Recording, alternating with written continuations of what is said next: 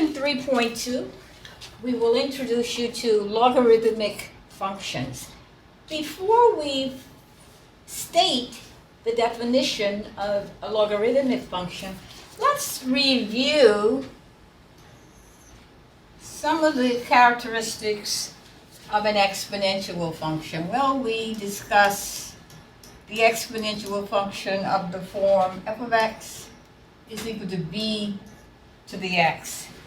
And when we graph this, because this is the point 0, 1, when we graph this, all right? So this is the graph of a basic exponential function. Now, let's discuss some of the characteristics. Is it 1-to-1? If it's 1-to-1, it has an inverse. So we're going to test for 1-to-1-ness by using the horizontal line test. All right, so by using the horizontal line test, we see that there is no horizontal line that intersects the graph of f at more than one point. So therefore, we conclude that the exponential function is 1-to-1, and therefore it has an inverse. F has an inverse function.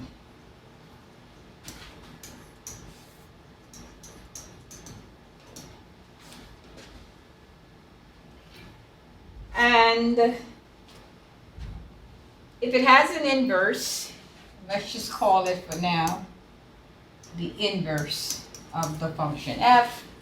We also know that f composed with this inverse is x, and f, the inverse of f composed with f is also x.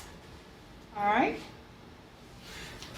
So basically, we're saying that the exponential function has an inverse, and that inverse of the exponential function is actually the logarithmic function. So at this point, we want to define the logarithmic function. What do we mean by a logarithmic function?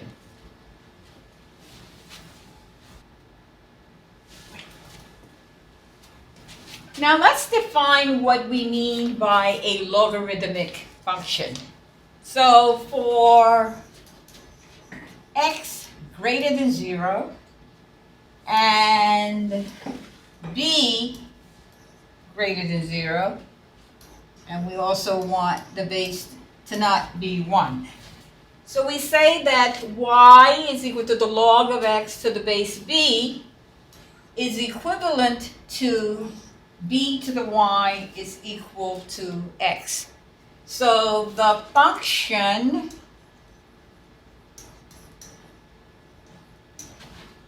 f of x is equal to the log of x to the base b is the logarithmic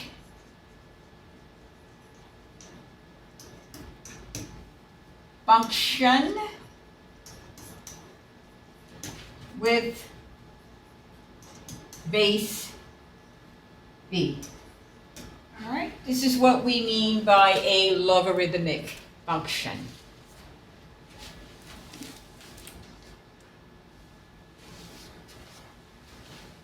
Okay, changing from logarithmic to exponential.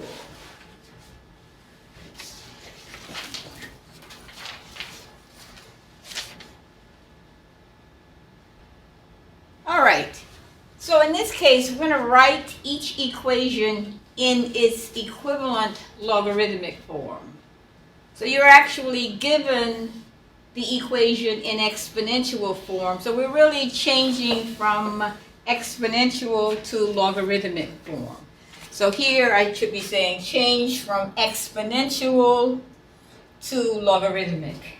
And we're going to use the equivalent form of the definition. We said that y is equal to the log of x to the base b is equivalent to b to the y is equal to x.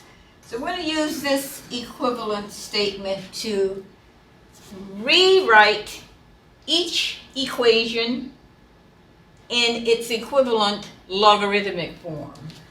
All right, so in the first case, we have 2 to the 5th is equal to x. That's exponential. The corresponding or equivalent logarithmic form then would be, all right, 5 is equal to the log of x to the base 2. All right, so the log of x to the base 2 is equal to 5, using this equivalent form of an exponential equation.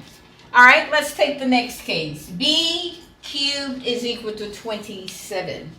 So let's rewrite this in its equivalent logarithmic form. So what do we have here? We have 3 is equal to the log of b, the log of 27 to the base b. So log of 27 to the base b.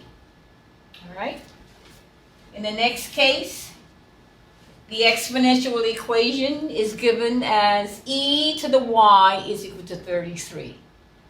So the equivalent logarithmic form is going to be y is equal to the log of 33 to the base e.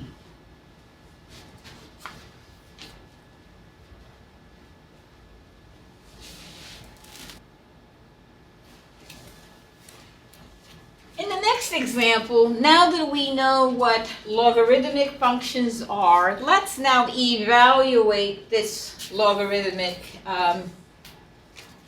expression. All right, evaluating logarithms. So we want to find, in other words, what is this equal to?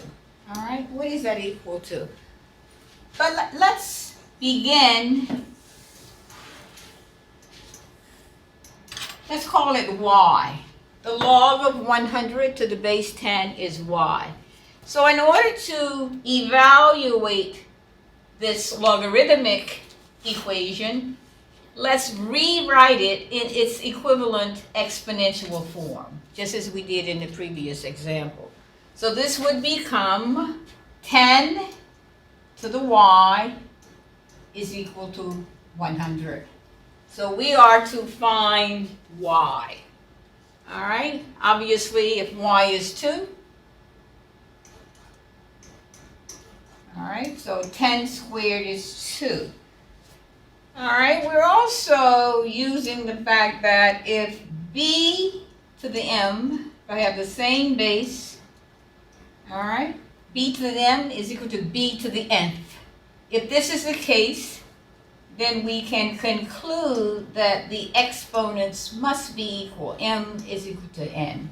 So if you can rewrite the expression, all right, with the same base, 100 is 10 squared. So using this property, I know that y is equal to 2. That's just another way of looking at the problem. In part B, let's evaluate the log of 1 divided by 125 base 5 to the base 5. Again, let's call this y. So in other words, we want to find y. To find y, I will rewrite the logarithmic equation in terms of its equivalent exponential form. So this would be the base 5 to the y is equal to 1 divided by 125. All right, that's the equivalent exponential form. All right, so now we want to solve for y. So I have 5y is equal to 1 over 125 can be written as 5 cubed. Rewriting 5y is equal to 1 over 5 cubed can be written as 5 to the negative 3. And again, the same base. so I can equate the exponents. So y is equal to a -3. In the last example, we want to find the log of 6 to the base 36. Again, let's call this y. We want to find y. We're going to rewrite the logarithmic equation in terms of its equivalent exponential form. So this becomes 36 to the y is equal to 6. That's just the equivalent exponential form. All right, 36. Well, I can rewrite 36 as 6 squared. So 6 squared raised to the y is equal to 6. All right, so this is 6 to the 2y is equal to 6. So again, we have the same base, 6 to the 2y and 6 to the first. So therefore, I can equate the exponents. 2y is equal to 1. So y is equal to 1/2. All right? So the log of 6 to the base 36 is actually the 1/2. All right.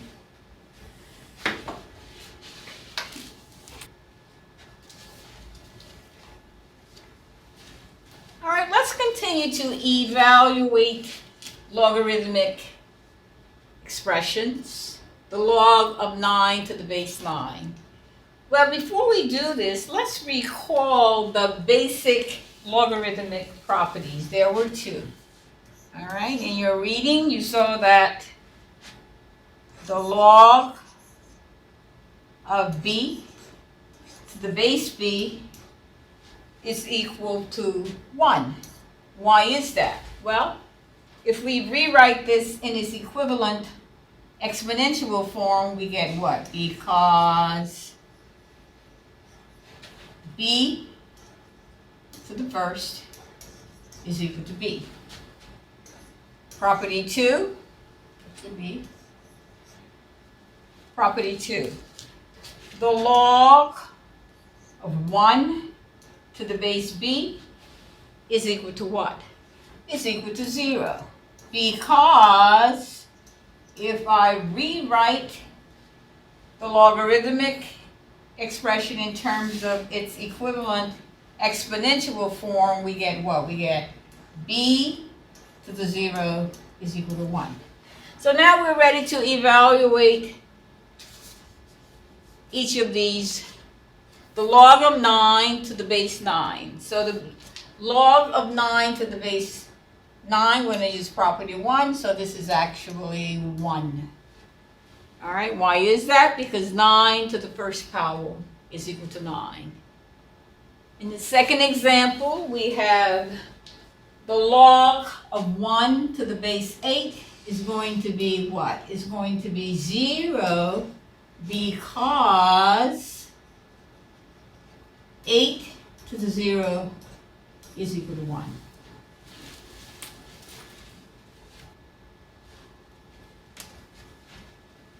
In the next example, let's discuss what it means to find the inverse of an exponential function. All right, we recall when we were dealing with polynomial functions, to find the inverse, you may recall we use the switch and solve property. All right, so let's see how that applies here. So in step 1, we want to what? Replace f of x with y. So we're going to replace f of x with y. All right, so here I have what? Y is equal to b to the x. All right, 2. Interchange x and y. So we're going to interchange x and y. So this is x, and this is b to the y. The next step, we merely solve for y. All right, so if I solve this for y, all right, if I solve this for y, what does it mean? It means that using the equivalent form, we get y is equal to what? Y is equal to the log of x to the base b. And the last thing we want to do is, again, now replace y with the inverse notation, the inverse of the function. So in other words, the inverse function is given by the log of x to the base b.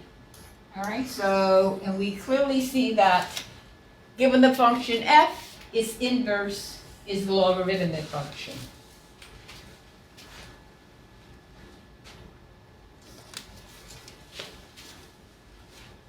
All right, now let's evaluate each equation here by using the inverse property. So let's recall the inverse properties first. Recall. And we want to find out what this is. What is y? Okay? All right, we recall that if we compose the inverse of a function with the function, we get x. And if we compose the function f with its inverse, we get x. All right, that's what we said earlier when discussing inverses of polynomial functions. Now, in regards to the inverse properties of logarithmic functions, all right, let me just give you the analogous situation when dealing with logarithmic functions. So the inverse properties of logarithmic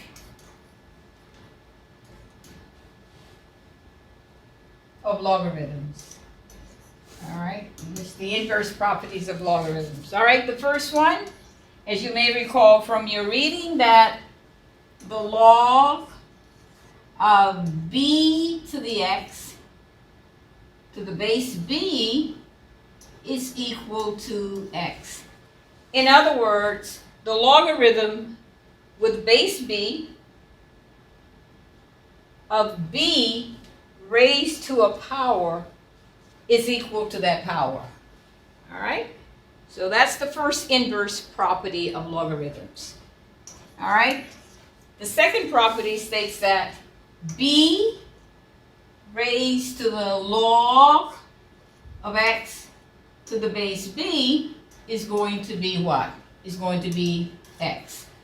In other words, b raised to the logarithm with base b of a number is actually equal to that number.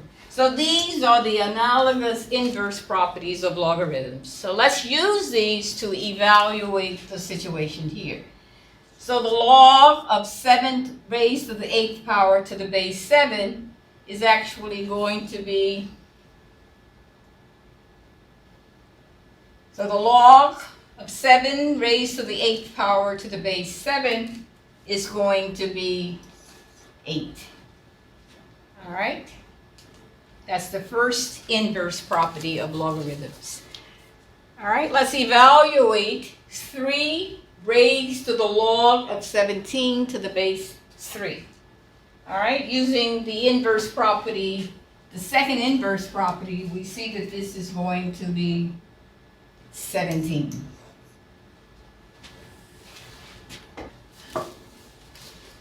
Remember this stuff? Now let's look at graphs of logarithmic functions. So we want to graph f of x is equal to 3 to the x and g of x, which is the log of x to the base 3, in the same rectangular coordinate system. All right? we use the fact that a logarithmic function, we've already said, is the inverse of the exponential function. All right, so if we take the exponential function, f of x is equal to 3 to the x. All right, and if we were to look at coordinates, we see that for 0, 3 to the 0 is 1. For 1, 3 to the first is 3. And 2. 3 squared is 9. So if we were to graph 3 to the x, of course we know how to do this now. 0, 1, 1, 3, and 2, 9. All right. We connect. All right, so this is the graph of f. All right. Previously, we talked about if we have the function f, then its inverse, in this case, we clearly see that the exponential function 3 to the x and the log of x to the base 3 are inverse functions. So if we were to graph g of x, which is the log of x to the base 3, and considering its equivalent form 3 to the y is equal to x, and we also said that if we know the coordinates of f, if we interchange them, then we have the coordinates of the inverse. So in this case, if I interchange the coordinates that we found for 3 to the x, so we get 3, 1, and 9, 2. And if we plot those, all right, we have what? We have 1, 0, 3, 1, and 9, 2. All right, and if we connect,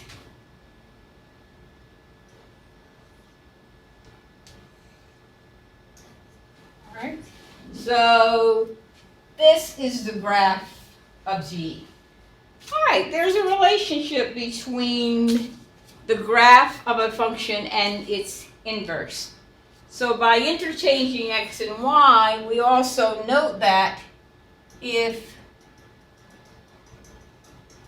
we reflect the graph of f in the line y is equal to x, we can then obtain the graph of the inverse. So if you take the graph of f and reflect it about the line y is equal to x, you flip it over, you obtain the graph of g.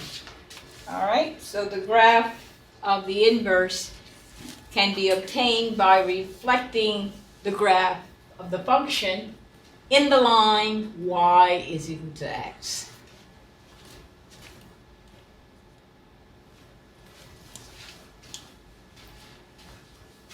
In the next example, let's discuss what it means to find the domain of a logarithmic function. Okay, earlier we said that the domain of the logarithmic function consisted of all positive real numbers, all numbers greater than 0. All right, so if we were to solve, or at least determine, the domain of the given logarithmic function, it must be the case that we're taking the log of a positive number. So therefore, x minus 5 has to be greater than 0. So if I solve this inequality, I find that when x is greater than 5, then x minus 5 is greater than 0. So therefore, we conclude that the domain of f is the interval from 5 to infinity, the set of all real numbers greater than 5.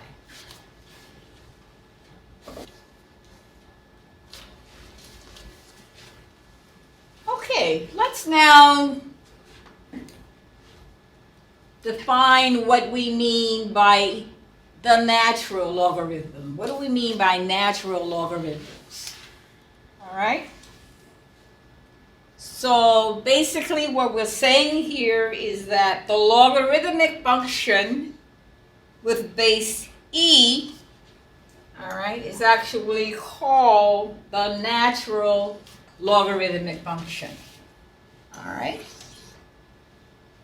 It's very important that we note that the natural logarithmic function, meaning the basis e, can also be expressed in the form f of x is equal to ln of x. So let's find the domain of f of x is equal to the natural log of 4 minus x. Again, the domain has to be all positive real numbers. So therefore, 4 minus x has to be greater than 0. All right, so we want to solve this inequality. We get minus x is greater than a negative 4. Dividing by a negative 1, we get x is less than 4. Remember, when you divide by a negative 1, you have to reverse the direction of the inequality symbol. So you're going to write x is less than 4. So therefore, the domain in interval notation is a set of all real numbers less than 4.